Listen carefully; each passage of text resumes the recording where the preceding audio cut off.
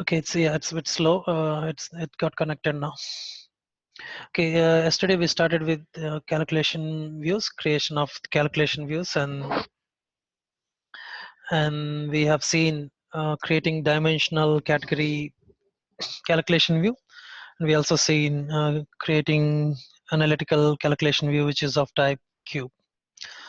We can say the dimensional calculation view is similar to attribute view, and it's like master data object, and your cube type calculation view is your analytical view, like star schema, where your fact table is in the center of the schema, and then there are dimensional views surrounded by that. And we're going to see some of the properties or the settings of the calculation view in this session.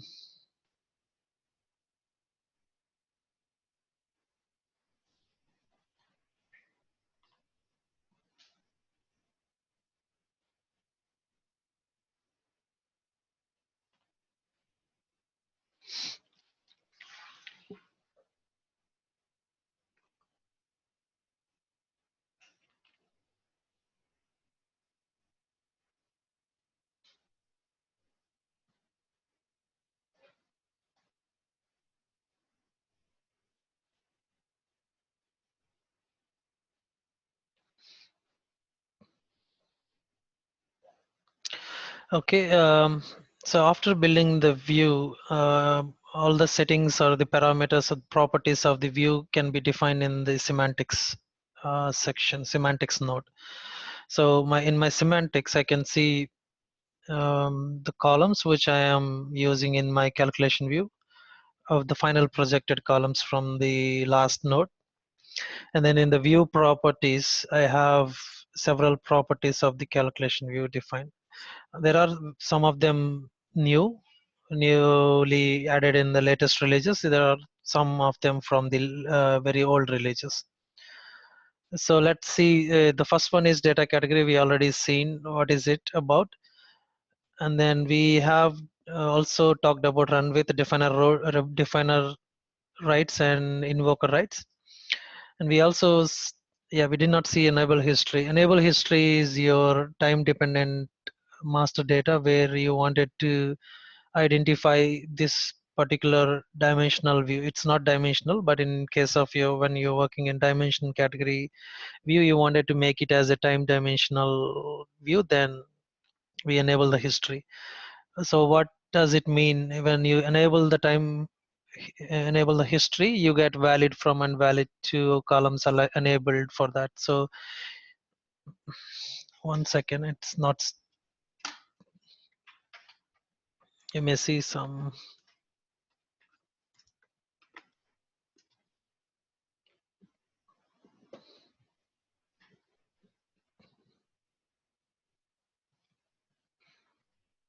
Yeah, I connected. Yeah. So when you wanted to, in generally, if you're working in type 2 dimension in non-SAP or Oracle language, in Oracle or SQL language, and in SAP it is time dependent master data. So when you are working in valid from and valid to kind of fields together in your table, in your dimension table, we when we are working on those tables, we enable the history so that it maintains the time travel queries effectively. So we will not, we are not at there. We will talk about when we see those the example. And I have something here: cross client, default client, sorry, session client and cross client. So this is very helpful when you are working on client based systems, especially when you're working in SAP. SAP systems are client based. You will have one development client and test client, UAT client, and an integration client. There are multiple clients in one system, in the ECC system. So there is a field always associated with the data, which is called MANDT, mandate, which will tell what client the data belongs to. So your user configuration will have session client, when you're defining the user,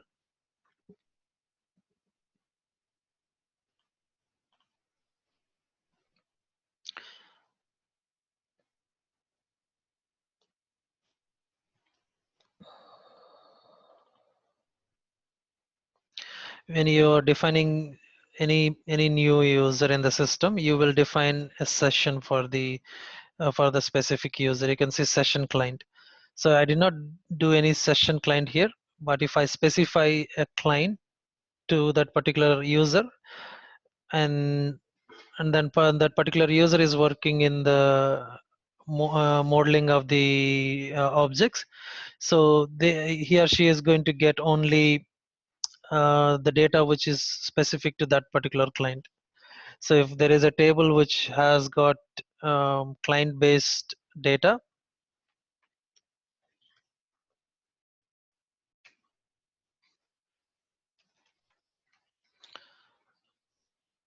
yeah, you mostly see it in when you're working in SAP systems, but it can be any other system also. If the table has got something called mandate and sales document, so you will see 100 and 200 clients. So same sales document can be in two documents. So that's why these two fields will be part of your primary key when you're working in ECC tables. Then you may see some revenue here, and then you may see a different revenue also. It depends on the client. The data is always client dependent. Somebody who is working in this client can post a document with the same number, but it can be any value. So the transactions recorded in the system, OLTP system, are client dependent. Okay, and this client may be used for Europe, and this client may be used for USA. So something like that. It can be any purpose, or it can be one set of group users using the 100 client, and 200 could be another client. So in those scenarios, if I assign USA user to mandate client 100 in this particular, when I'm defining the session client, so he's going to see only data for the client 100. When I specify the view as session client, if I specify cross client, so the table I'm using in this calculation view will provide all the client's data. It doesn't matter what user has in his or her profile, but it is going to display all the client's data. Okay, that is about default client. I am keeping it as cross client. It doesn't matter because I don't have any client dependent table in my demo schema. I do have. It is 100 000 for all the records, so I don't really worry about it. And we have default schema is used generally for currency conversion. We will know when we go there. And then there is a option called deprecate.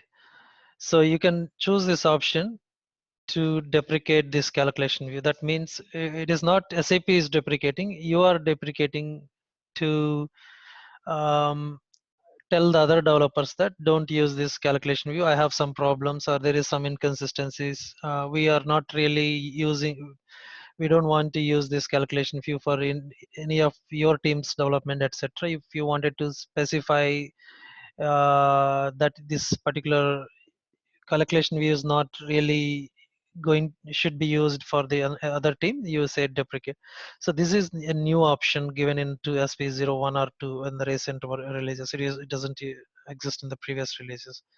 So there are other options. When we see some of them, when we go to that particular example, then you will understand more of those examples. Say, I don't know. Yeah, let me come to the,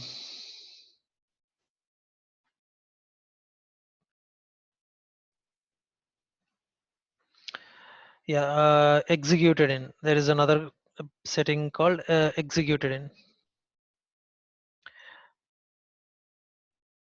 in advanced tab. in the it is the general tab. In the advanced tab, I've got some more properties settings. Execute in.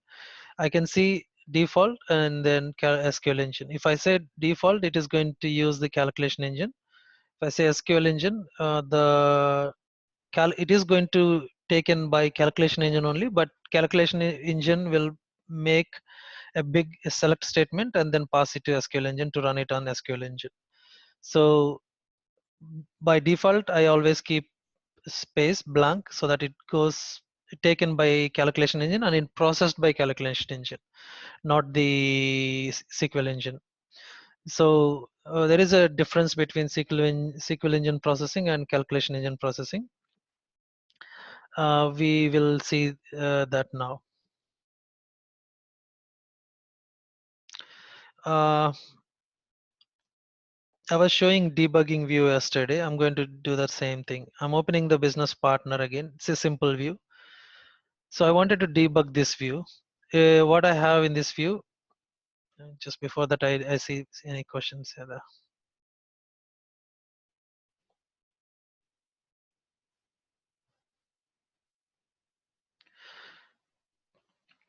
See, session client is, I didn't specify session client.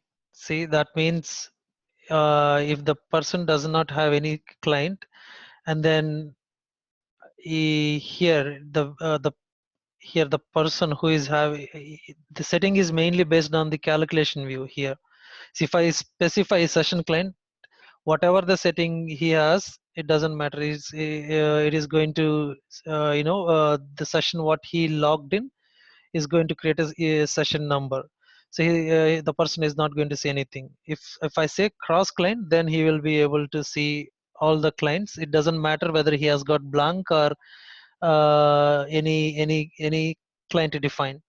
So cross client is the preferred option. So if when I say cross client in the calculation view, the person whether he has or he has the client session client defined or not defined, it really doesn't matter. So he is going to see all the clients data in there. Let's say in the case of if I define my calculation view as session client, then the problem comes unless the person who is logged in has got that particular session defined in his profile, he wouldn't be able to see it, right? Yeah, it doesn't really matter when I don't know if you got it or not. See, I did not define any session for this view, but I'm able to see all the data. So it is only specific when you are working on a client based table and you got a table now which has a client based data, and then you don't specify your client, then and that particular client data you will not be able to see because unless you specify it as a cross client. Okay. Yeah, we will see some of the ECC tables which has got time dependent data, sorry, client dependent data. Then that particular, currently in this system I don't have client dependent tables. When I switch to other system, you will be seeing the client dependent tables, and then we can when we go into the SLT, we can see how does the data in the ECC tables can look like. Yeah, so I'm going to continue with the debugging this view. So as soon as I select debug this view, it is going to form a select statement which are in the projection. That's the all the fields which are in the default node projection. So I'm going to run this one. Um, it goes to the debugging mode, and I can see the each select which is forming in each place. So if I click on the first node, see you can see that this is the select it is creating. It is bringing up a partner ID and address information from this particular node, projection one. And from this particular node, it is bringing country, region, city, and address ID because I asked for region, city, address ID as not address ID, but these three. in order to get these three from this table, as a join of this table, I need to have address ID also in order to join. So it is bringing up. Though I did not ask the address ID, it is bringing up. And then here, whatever required for my query, it will bring from this one. So address ID is not required from this point onwards. So it ignored that here. And then finally, in the projection, I need these ones. It brought them. So you can see the data in each node here. Yeah, execute it. You can see the in the debugging mode. Okay. Let me rerun it. I'm going to close this. I'm going to rerun this debugging mode. This time I wanted to only select, I don't want the partner ID to be taken for my report output. Let's say user wanted only country, region, and city. So let's see, let's run this one.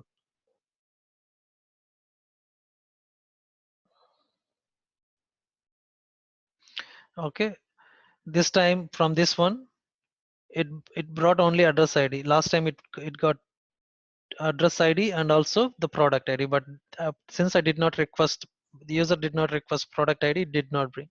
So from this same fields all, and then projection and everything. Okay, next time I'm going to do only, yeah, so it's all same. What are the fields you you're requesting in the analytical analytics? Those are the one which are going to be taken out. Let's say if I make this join to be left outer, I wanted to get more fields from this table. I wanted to have currency and phone number also.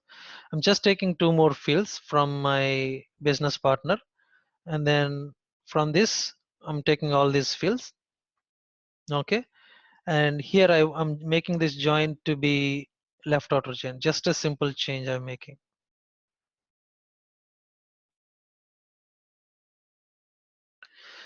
See, what it does, left outer is just common between these two, and also more whatever I have in the left join, it is going to get everything. So if I don't find any record for the partner IDs for the addresses which I have here in my right table, I'm going to get null values for these three. Right? That means unknown because I could not find any matching address ID in the right table. So ideally I should get null values there. Okay, so that is going to come. Let me activate it. Before that, I will also take those fields phone number into my projection and also here and to the yeah, that's it. I'm going to activate it.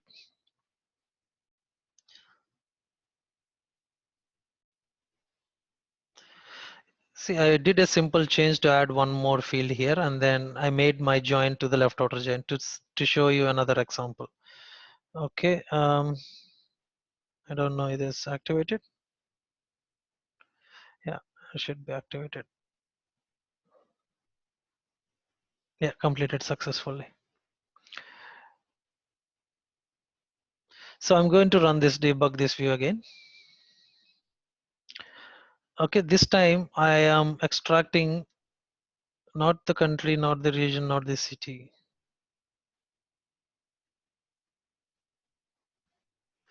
but um, partner ID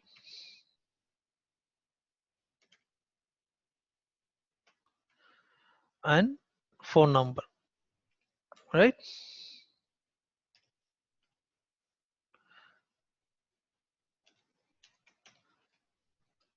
So it is better to use the same name what I see there. Otherwise, it wouldn't recognize.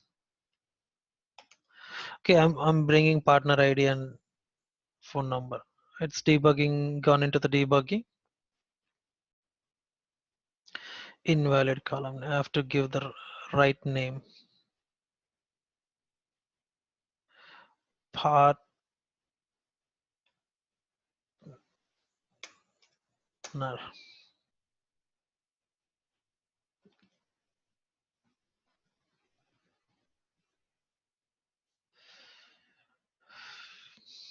What happened? I can just close this one and reopen it so that it forms the same view again, and then it defaultly brings whatever there in my semantics so that I'm making some spelling mistakes or syntax issue. So I get the partner ID correctly. So I'm going to get rid of all these ones and keep only phone number.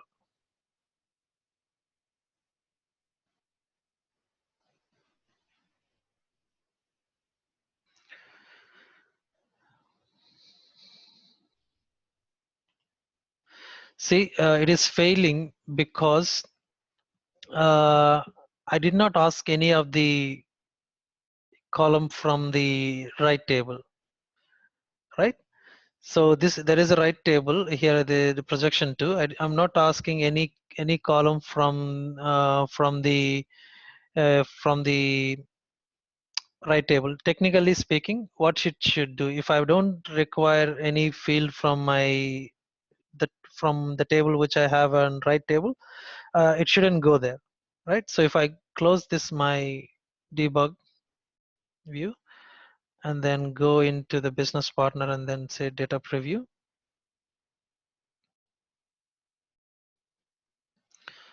and then if I see partner ID, I got partner ID.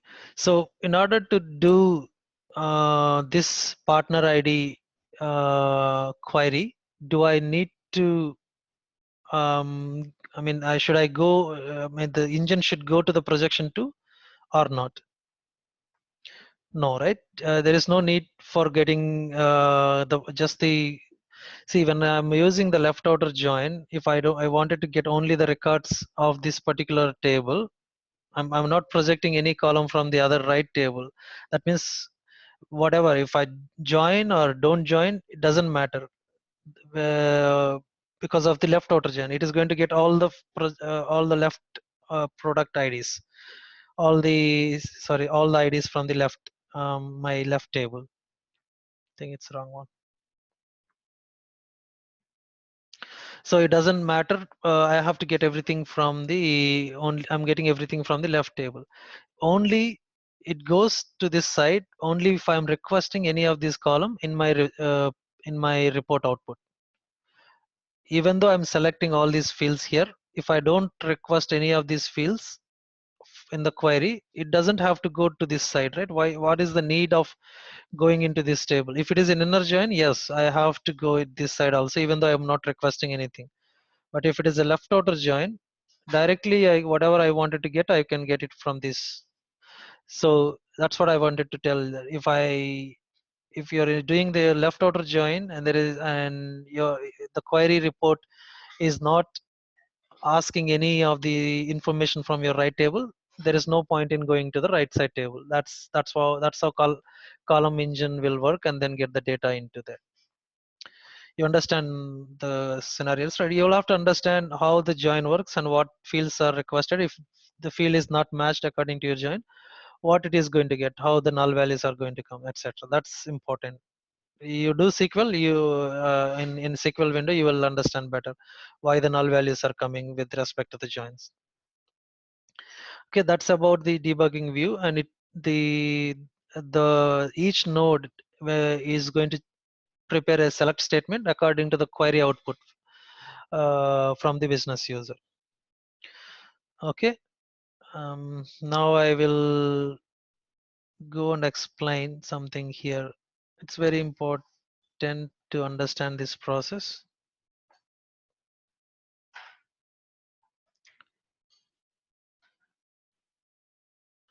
So there is a document I uploaded already. It's an calculate C instantiation process.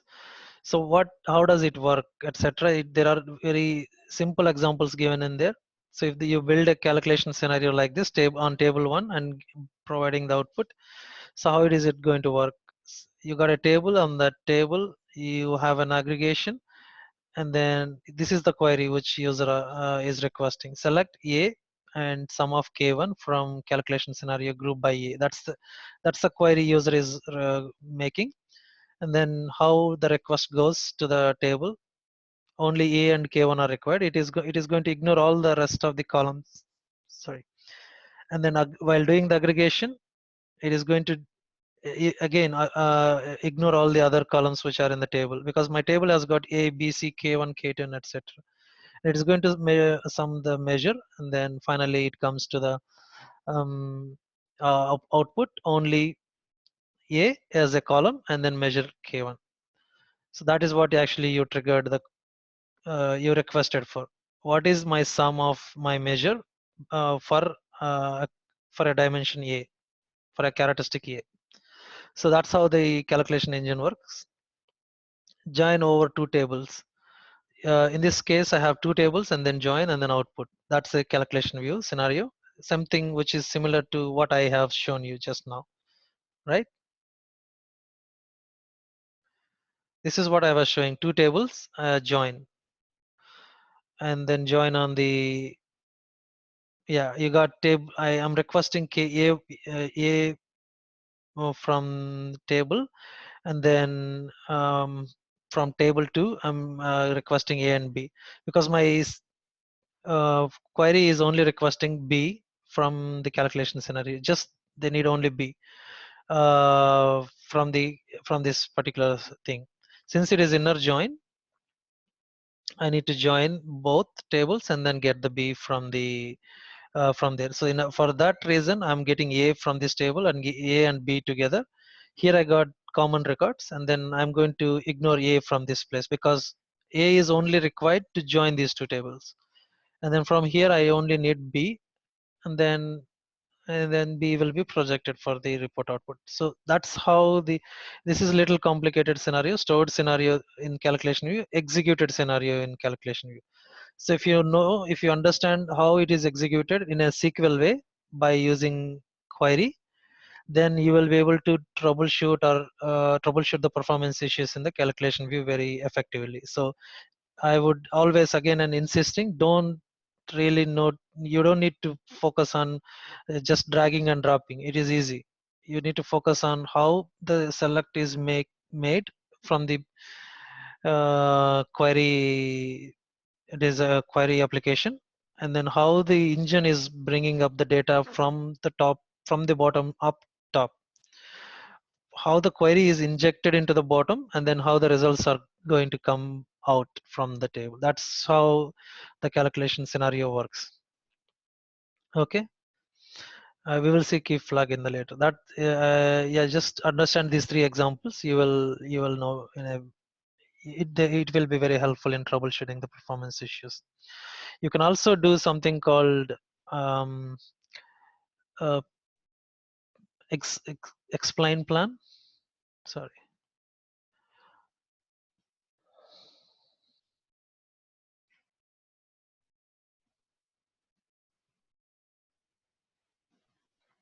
Not only the calculation view, but also whatever you wanted to write in a SQL page, and write a explain plan. So it is going to provide you what is actually, um, let me say, EMP salary. This is a simple table I'm using, but I'm not executing it. I'm saying right click and say explain plan, visualize plan. So visualize plan and prepare or execute. I'm executing it. It is going to open a different perspective here. So and this is a plan viz perspective. Here you can analyze how the execution happened. So since it's very simple, it's fetching the record from the table, and it is. But if you have a complex join, it is going to show how the table is reading the data, and how the internal process is going to fetch at each level, and etc. So 5 rows fetched, 0.04 milliseconds taken, and then that's projected finally to finally to the result. So total result is 5 rows. So you can see each parallel process how it is behaving to get the data with time. So explain plan not only for the calculation views, but whatever the SQL you write, and select that SQL and then execute it and visualize the plan. So how the engine or the system servers are executing that particular select statement is going to be displayed. Okay, yeah, I'm going to keep it.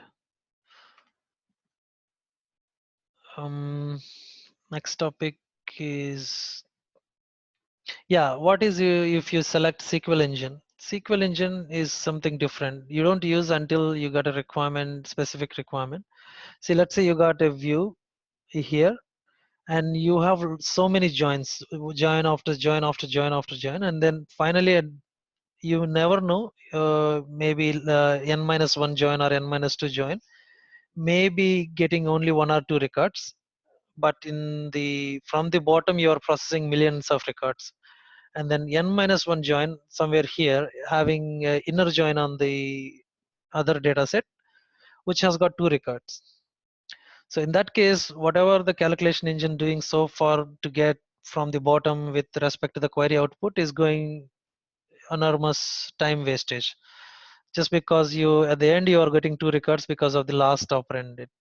So if you're not sure about the big data processing with multiple joins, SAP says to execute that in the SQL engine, so that the calculation engine still is going to start the process, and it is going to make an SQL for each node, and after making the SQL for each node, it is going to form a big SQL statement, and then it is going to push that execution process to SQL engine. So instead of running it by calculation engine, the SQL engine will take care of the whole big uh, consolidated SQL statement, and then the execution is going to be much faster in that case, because it is going to get the optimized values with the SQL engine. Where usually for normal scenarios, you always use the calculation engine. Okay, that's about the other property.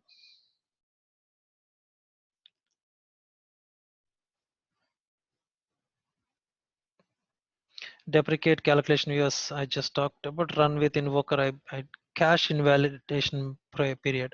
So there is another setting you would see here in the semantics. Cache invalidation period. See, it is going to be daily, hourly, even in memory also. When you are running your queries on this view, it is going to cache your previous result values.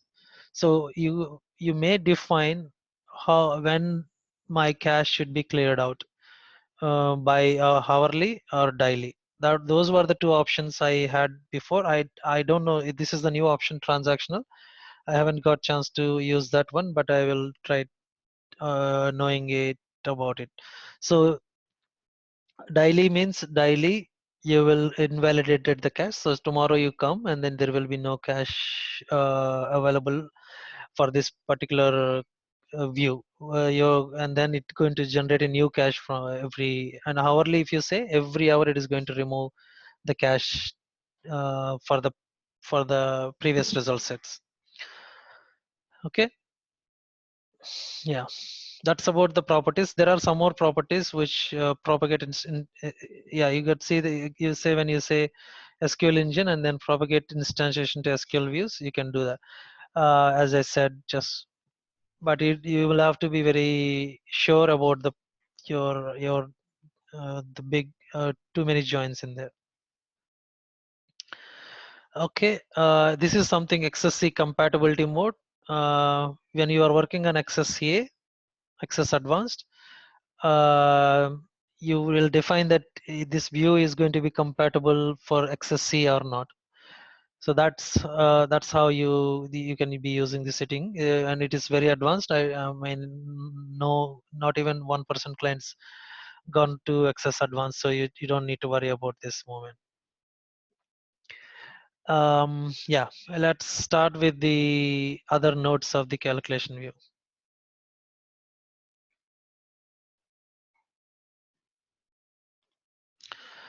Okay, union. There is one. See, aggregation is simple. Aggregation, when we were working on a SQL, we have seen, right? Select sum of, min of, max of, all these properties we have seen. Or I can build a simple calculation view on the aggregation and show you in. I'm going to create a new modeling, a new view here. So we are seeing all the options of the calculation views here. Jet CV for aggregation. Standard and then cube and that's it. Finish. Okay, I'm going to use a table called sales order item, which is in the HANA demo.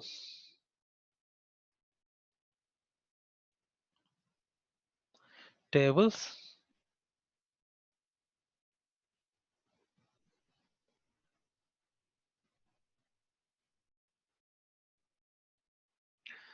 Yeah. Okay, I wanted a projection. I wanted to take this one. So my projection is going to just tell what I wanted to get. I wanted the sales order ID and I wanted my gross amount and I got net amount. Two columns I'm just taking. I will also take I would get product ID.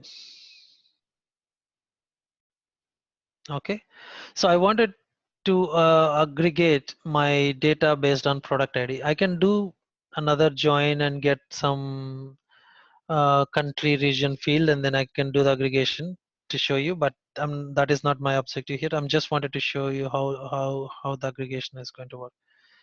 So I'm going to take this to the aggregation. Here it is just to select four fields. I'm not doing even the gross amount is also just select. But when I pull this to aggregation, it is not select and this is also a select.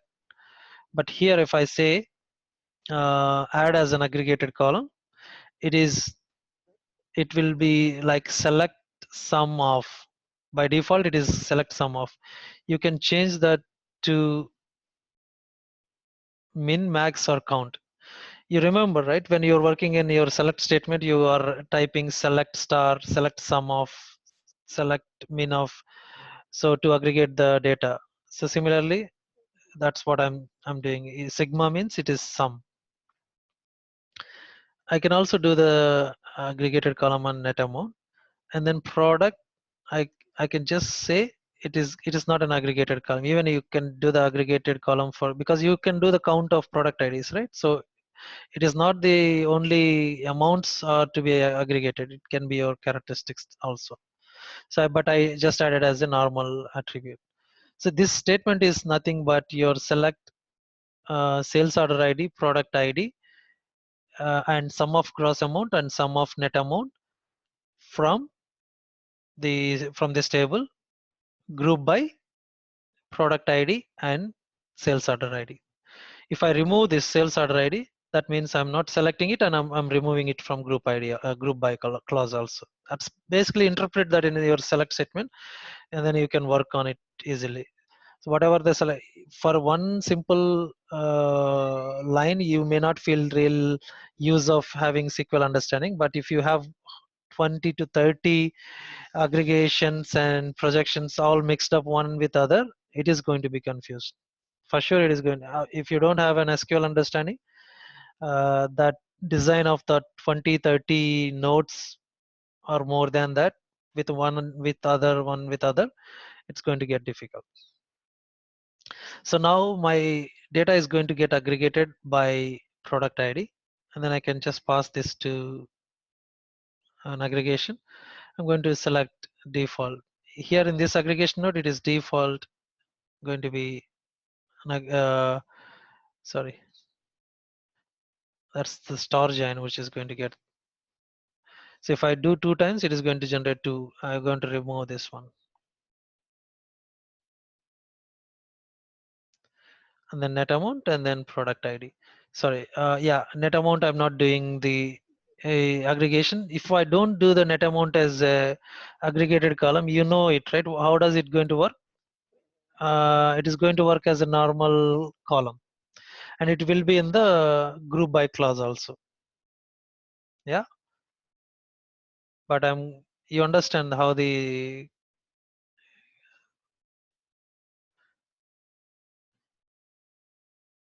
completed successfully. So it is typed as a measure. Let's debug this view. So I'm taking more time, but this is very important to understand each node so that you, yeah. So select sum of and also the sum of these two columns. This is the query I'm making as a two aggregated columns. And then let's see.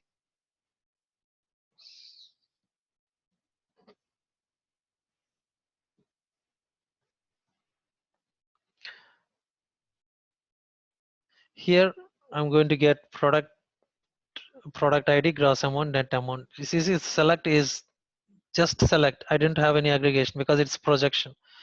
As soon as I go into the aggregation node, come on, set. Is that the different node? It's still showing projection. Yeah, it's still slow. This is the first one.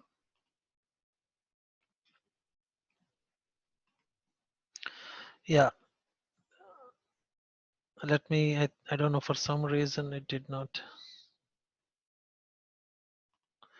In this case here I have got gross amount and then net amount created by I mean aggregated by with the sum and then group by product ID because I have group product ID as the characteristic.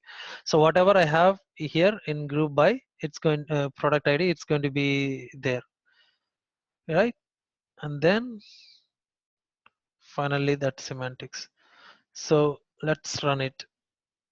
Yeah, I'm going to get the aggregated columns based on my product sum of net amount and gross amount 1.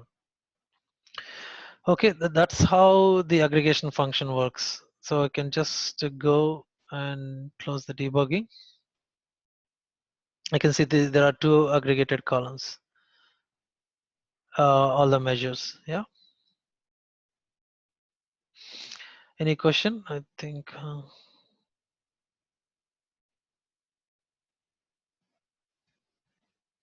on.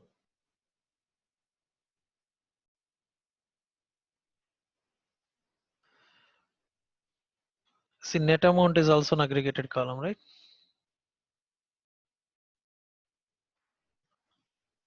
Which one you're talking? Net amount is also an aggregated column. Only just the product is not an aggregated column. So it's asking net amount is not an aggregated column uh, in the in this aggregation, right? That's if you see the here it is none of them aggregated columns. Here it's 2 aggregated columns. Here it's the default place. They both are identified as measures. This is the default node. The one which I highlighted is the default node. According to the semantics, what I define, it is going to get those. Okay, I cannot control the aggregation nodes explicitly because it's going to be default from the semantics. So whatever I wanted to control, I can control here. If I remove this one from aggregated column, it is not going to aggregate. So the aggregations can be performed in this particular thing, and then it is going to inherit this one. If I don't define my net amount as a measure and define it as an attribute, then it is going to And then let's see, it's now it's not an aggregated column now. Now if you see the debugging, it changes. Well, yeah, it's asking, I have to close and open it again. Is that the calculation view? What is my name?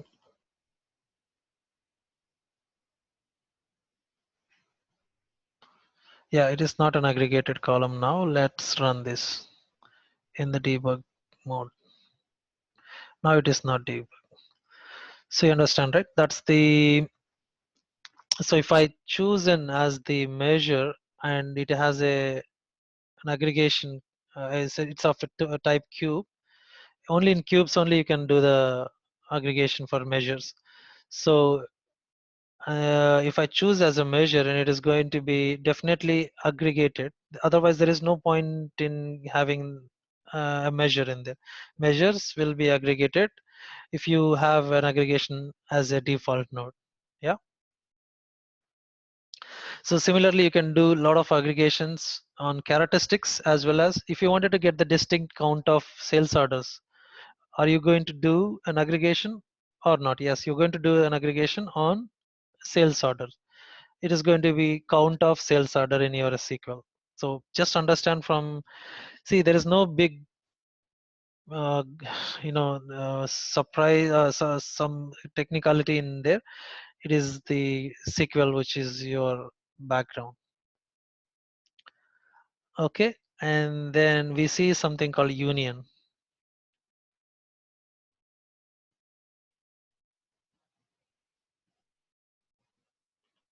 Yeah, if you don't understand still, just ask. If I don't know also, I'll try to, I will say union. I'm doing this one. See, union is a set operator, right? So you can combine the data set from two. It's not union and join has no direct relation.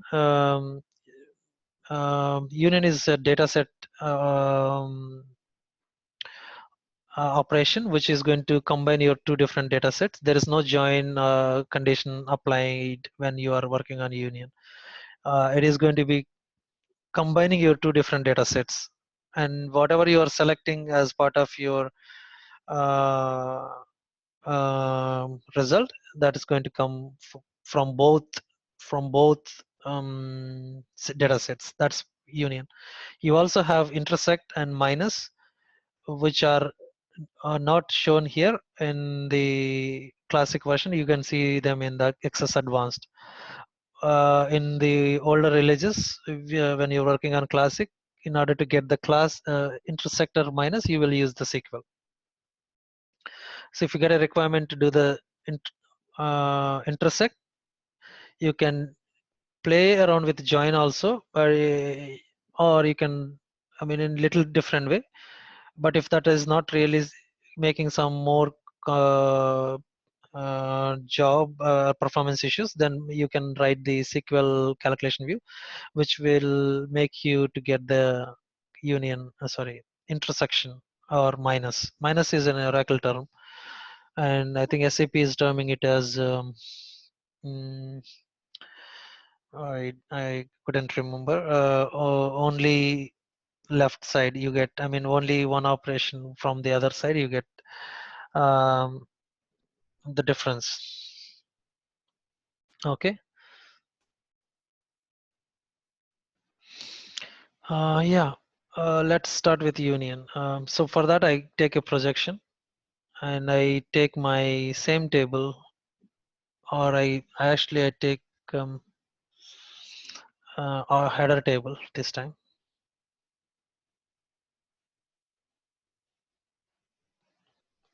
Sales order,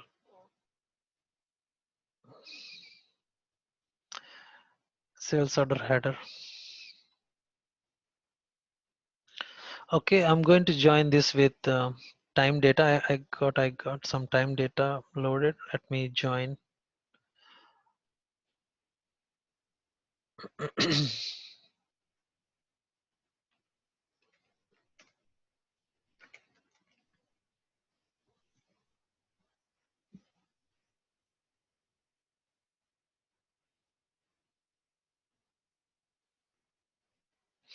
Yes, this search is little time taking for some reason, so I can go into demo, not demo, my schema,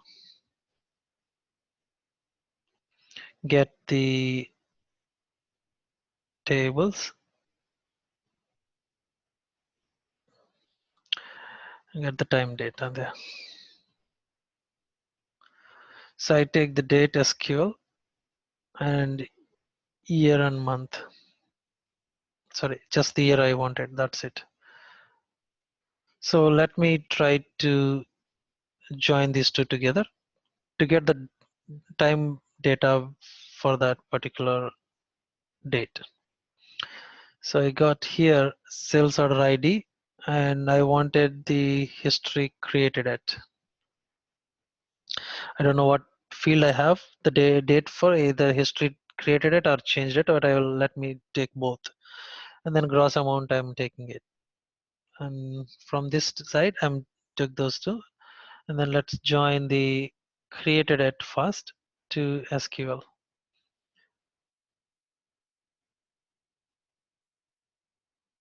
Okay. And then date SQL and then I get the year from me there. And then sales order ID I want, and then gross amount I wanted. So as soon as I move this to aggregation and identify all the fields, sales order ID, and then I add it as an aggregated column.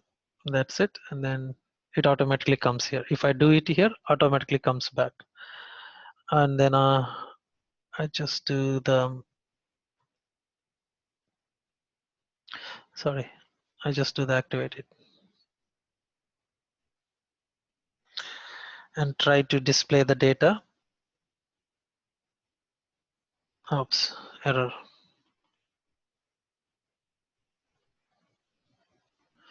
User is not authorized to, user is not authorized. Okay. See, I'm accessing a schema, a table from my schema, and my schema should have the access to sysrepo. I mean, sysrepo is the person who is going to activate it. That's the system user. So I should give all the rights. Select on from Pali to sysrepo. Sysrepo is the system user. This should have privileges on all the schemas so that it can access any table from the system. Select grant select on. I'm granting it choosing. I'm granting my privileges to sysrepo with grant option.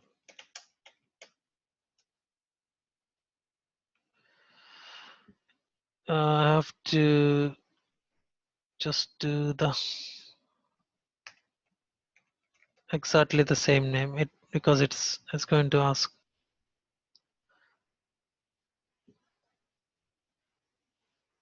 Sysrepo.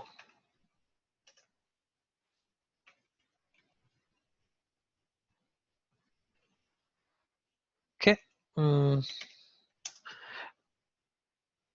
Now it's granted. Let's try this activation. So careful when you're working in calculation views, you must provide whatever the views you are using, you must provide whatever the tables you're accessing, the owner of the table schema should be given to sysrepo. Sysrepo is the background user who is going to activate this object and create a column views in this respective schema. Yeah, doing the data preview. I'm doubtful that going to get. Oh yeah, good. I got the data. So I got the year for the data. Now I'm going to union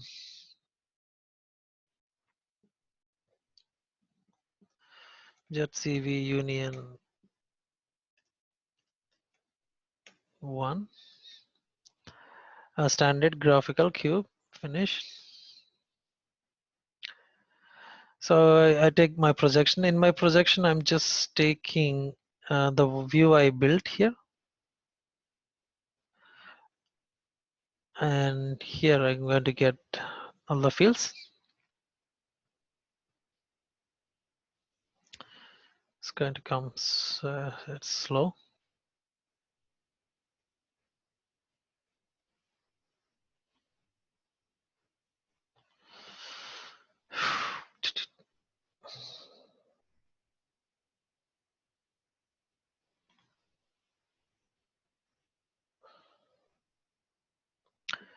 Yeah, it's slow.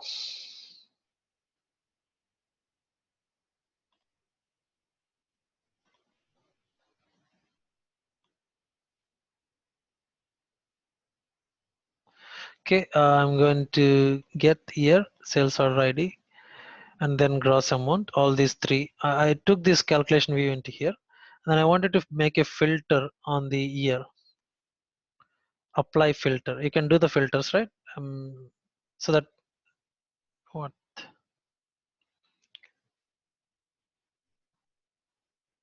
did I choose? Yeah, did I select something else? Apply filter equal to, why don't I get, okay.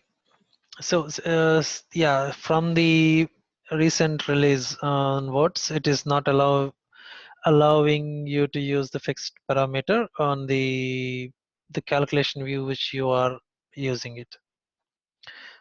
Okay, I can go to the filter expression.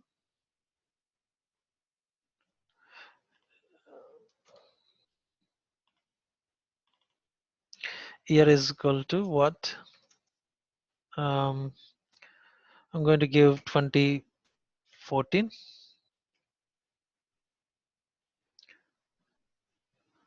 Yeah, and then it made a filter here. So I'm making a filter here for this projection 2014 data.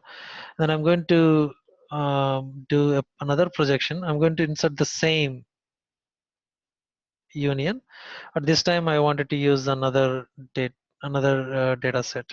I don't know what else I have. Just going to the data preview, and then year. I got two 2013 and 14. So here I'm going to get the another expression for this one. Uh, Sorry, I have to select my columns first. Here, sales order ID and comment, and then I go to expression, and then bring my year is equal to. I'm giving in quotes because I choose an year as a varchar. There is another field which is, oh, sorry, what was that? 15 or I hope it is 15. Yeah, two filters made. See, this is not a very good example, but I'm just taking. You may have a scenario where you will have two different sets, one with one region, another one is with another region, and you may be processing with certain logics, and this may be with certain other logics. You may have joins on top of it, and join on top of it. Finally, you will have two different sets.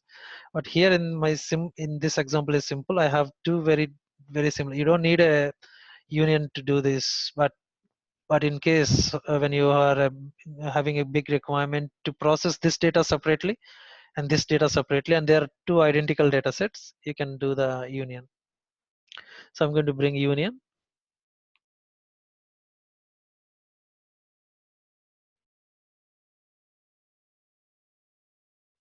I can have multiple data sets to join to include into union. Okay, so I have one option, auto map my name, or I can drag everything from this three to here. I'm going to have three only. Three map to this three, and three map to this. I can just do this one. So six map to this one, and that's it. And I'm going to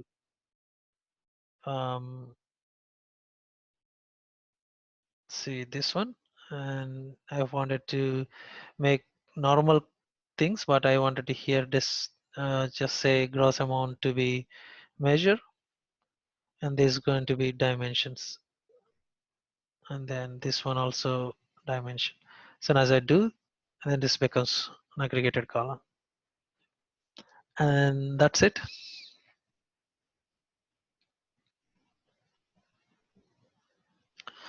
See, I shown a simple example, but union is I combined 2014 and 15 data here. I can just show you normally. You don't need to go to the debugging mode. You can always do the data preview for each node. I think I don't have 2015. That was 2013, I guess. Let me.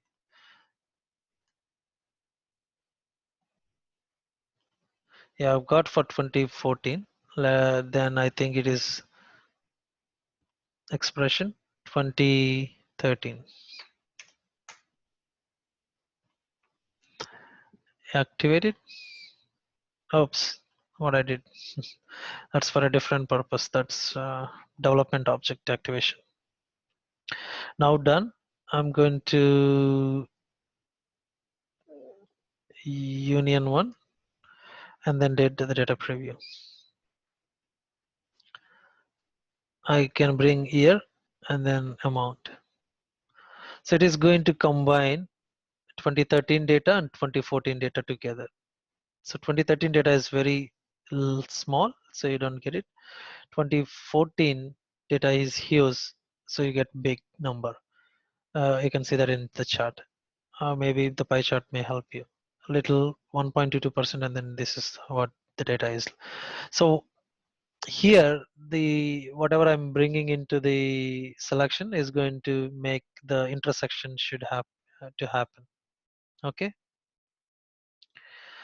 that's about the union. Yeah, intersect and minus, we don't see it, but if you wanted, you can write some SQL to intersect and do the minus. But when I'm going into the web ID for HANA in advanced modeling, you will see those intersect and minus there. Then lastly, go to another 3 minutes. I have something called rank. Okay, you got projection, you got aggregation, you got um, union, and then join. I'm not ending it, but we will see a lot of joins, referential join, uh, outer join. Yeah, that's what we did not see. We have seen star and but a referential join we haven't seen. Dynamic join we will see it, etc. Aggregations, that is mostly, and unions you can do similar to it.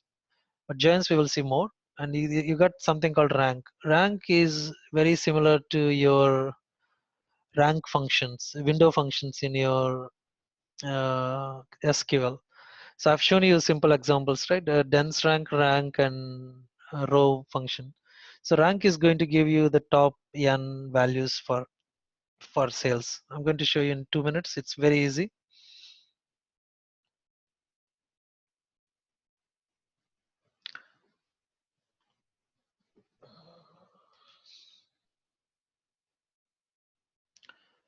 Uh, what's that calculation view?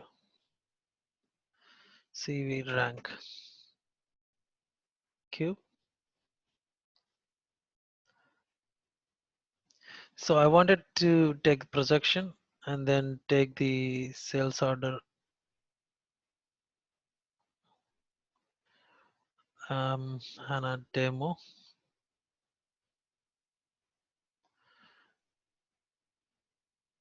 Maybe I'll start switch to purchase order from tomorrow. It's been sales order all the time. But when the item, I wanted to rank by each product ID. So let's say sales order ID, I'm taking it product ID and then gross amount and net amount. And then in my here, I'm going to do a rank. It's better to do an aggregation before I do the rank, because I don't want my rank to happen at sales order ID, but it's fine. Let's see.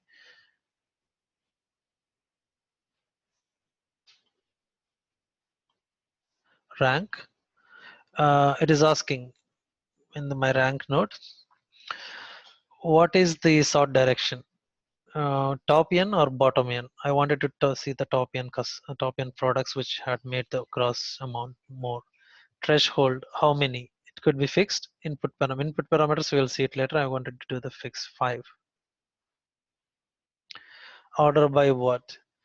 You remember we will do the partition by column. So let's see what partition I wanted to use. Partition is not a table partition. You wanted to group this particular record by what? I wanted to group by product ID.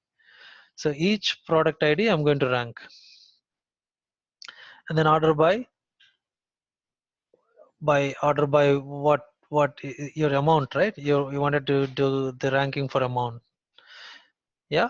So it's you. If you remember the syntax of the cross rank function, you will definitely. I'll show you in a minute. So that's about it. And then generate a rank column. Then it's going to ask a new column. If you don't do it, it is going to put the same. Uh, I'm going to put the new rank or top 5.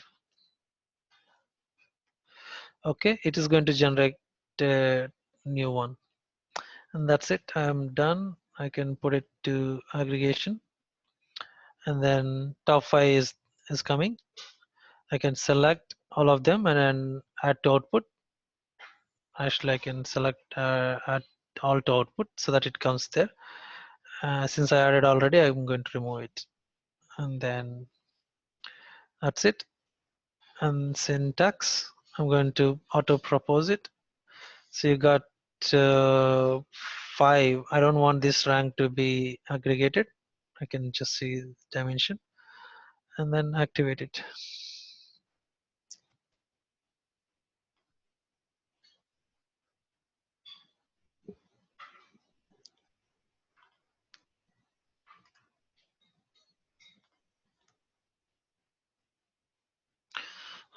Can take the product ID and then top 5 table.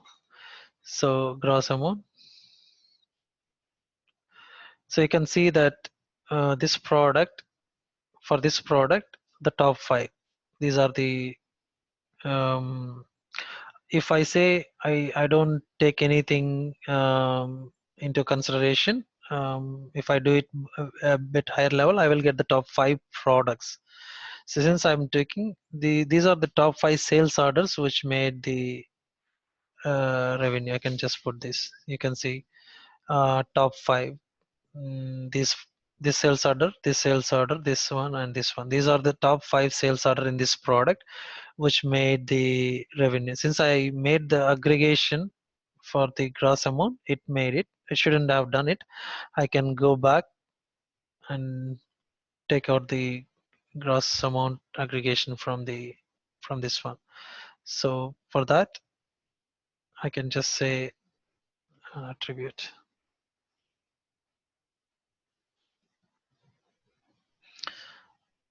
and then rank product ID, sales order ID, top 5, gross amount. Sorry, I can put here. I don't want this to be aggregated. So you can see that for this product ID, so why this is still an aggregate? I think I'm aggregating in the bottom somewhere. So that's why it's coming. But if I don't do that, it's going to get me.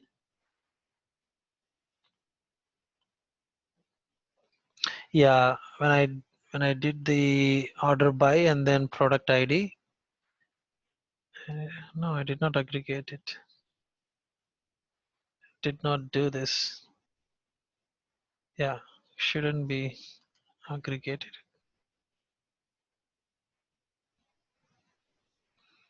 product ID, let me sales order ID, and then gross amount,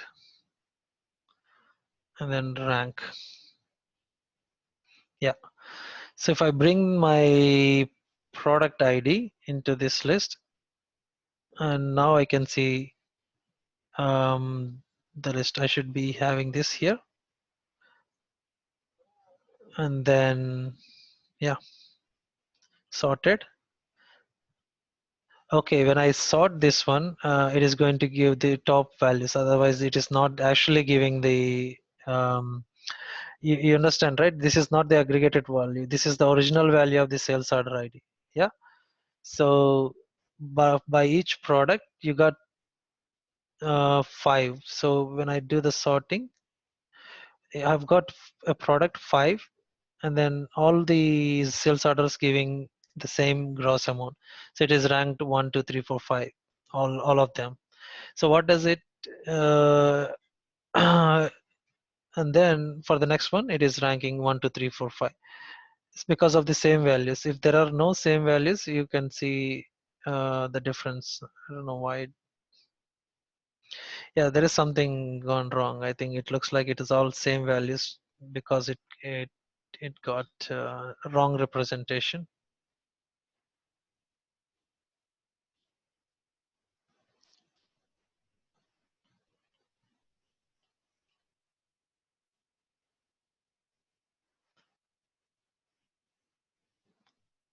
Sorry.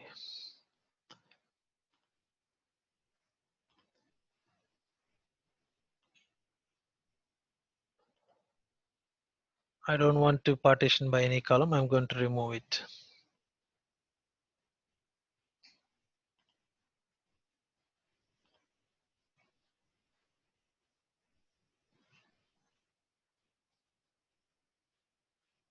Oh, then it must be. I must partition by something. Let's.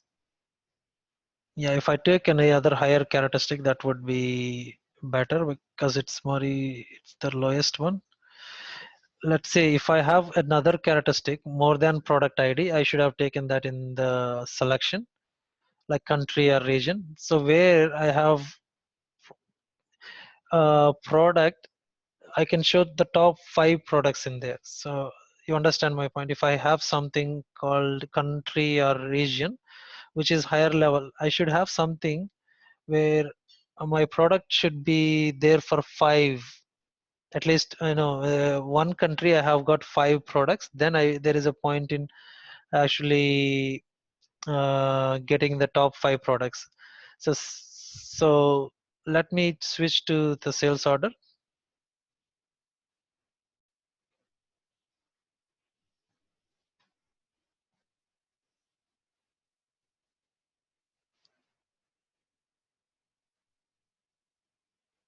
Then do the ranking.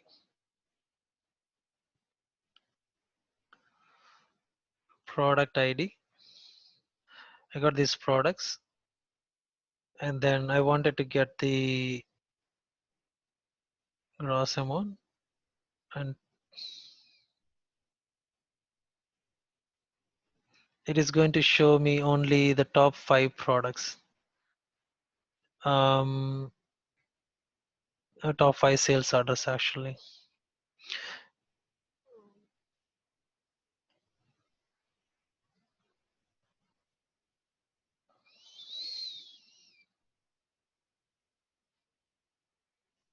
What is it doing?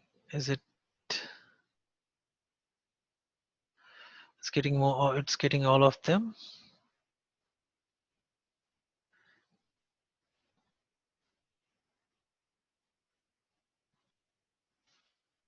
Why it should be getting? No, it is not the right criteria which I should be applying. That's no. I have to take one more characteristic which is going to be higher so that I can better show that for this example. I'll be able to get the characteristic in my next session. So just that I will join to another table and get more higher level than the this one so that you can get it. So I get an example here. So which is yeah, I should have done, but I thought of just doing it quickly. I got in. If I do it sales order amounts in the projection and then with region, business partner and amount, and I do the partition by region. Okay, I can see all the top 5 uh, values for that particular region. Okay, so that's what I want. Yeah, I need another higher level characteristic. You can do that, or if I when I'm doing the next session, I can show you that. So I need a proper classification of data where I can show you a higher level characteristic region. I will partition the entire data by region. So, and I wanted to see the top 5 customers in the region. So I will be able, if I bring the customers list, and then I'm going to 1, 2, 3, 4, 5 is to the specific customers based on the gross sales. You got that point, right? So that's how for each region partition, I will be able to specify similarly products also. If I for a country in a country, for each country, I will be able to get all the top 5 products which made the more revenue from the top to bottom. So I need another characteristic which I did not have it in my one table, so that's why I could not show you. But you understand the concept. We already seen that in the rank function when we used it in the SQL. Okay. Yeah, that's about it for today. It's a little more, and then we will again meet on Friday, Monday morning in India, and then Sunday night my time. We will see hierarchies and then calculated columns, restricted columns, counters, referential joins, dynamic joins, and there are some more. Yeah, it may take another three, two sessions for entire graphical to be completed, and another 2 sessions for scripted things. So 4 sessions for the calculation views I'm expecting for especially, and then decision tables I'm going to cover in the decision tables and analytical privileges I'm going to cover in 1 or 2 sessions. So another 6 sessions I'm expecting for the modeling. Six or maximum 7. Okay.